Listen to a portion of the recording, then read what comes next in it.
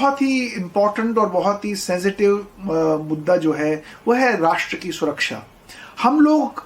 आज अगर अग्निवीर बनकर देश की सेवा करने के लिए जाएंगे तो हमें देश की सुरक्षा को और मजबूत बनाने में हमारा कंट्रीब्यूशन रहेगा। हम सब जानते हैं कि इस जियोपॉलिटिकल सिचुएशन में भारत किन परिस्थितियों में गिरा हुआ है।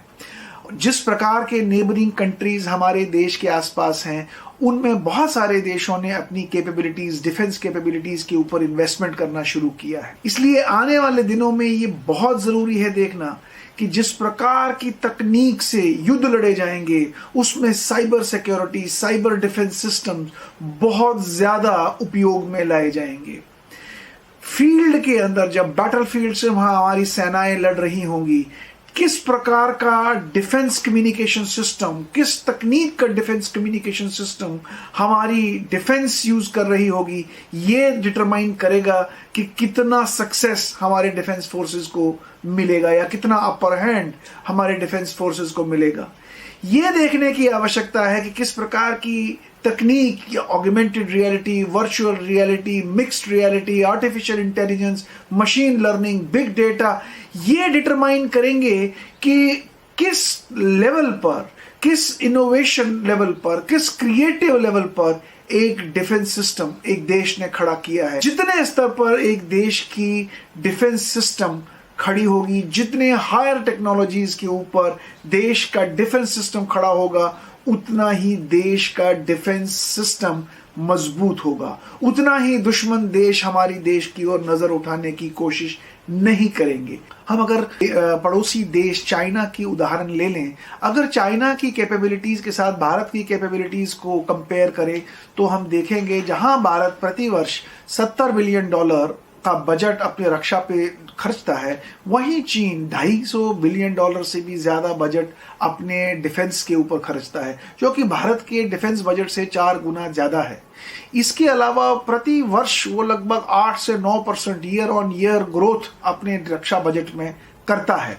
इसी के साथ साथ उनका जो कैपिटल इन्वेस्टमेंट है वो भारत के मुकाबले में बहुत ज्यादा है। हमारी $70 बिलियन के बजट में लगभग 55% का जो बजट है वो सारे का सारा पेरोल्स में चला जाता है और मात्र 15 से 18% हम लोग डिफेंस इक्विपमेंट्स की परचेज या कैपिटल एक्सपेंडिचर में करते हैं, जो कि बहुत ही कम अमाउंट है। क्योंकि आज की तकनीक और टेक्नोलॉजी को देखें तो ये 15 से 18% का अमाउंट बिल्कुल कुछ भी नहीं है और इससे देश की सुरक्षा में बहुत ज्यादा एश्योरेंसेस क्रिएट नहीं कर पाते हैं। हमने कुछ दिनों में देखा है कि पीछे ऑब्सलीट इक्विपमेंट्स के कारण से कितनी सारी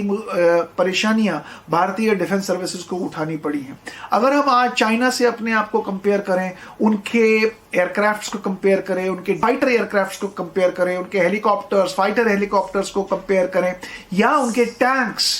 या उनके आर्मरी को, या उनके सबमरीन्स को, या और भी डिफेंस इक्विपमेंट्स को अगर कंपेयर करें तो हम देखेंगे कि भारत चीन के मुकाबले में बहुत पीछे है और हमारी डिफेंस इन्वेस्टमेंट्स होना बहुत जरूरी है। इसलिए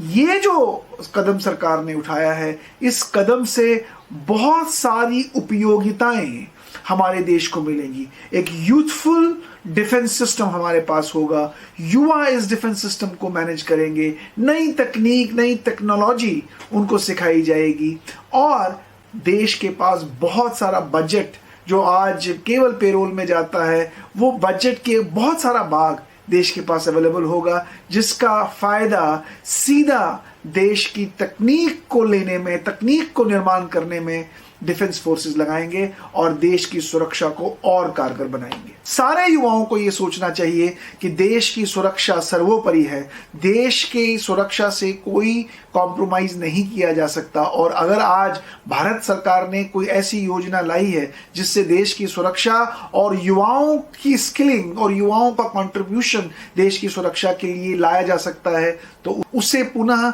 सही मन से युवा हमारे देखें और देखें कि वो अपने देश के प्रति कैसे और अच्छा कंट्रीब्यूशन दे सकते हैं। जय भारत, जय हिंद।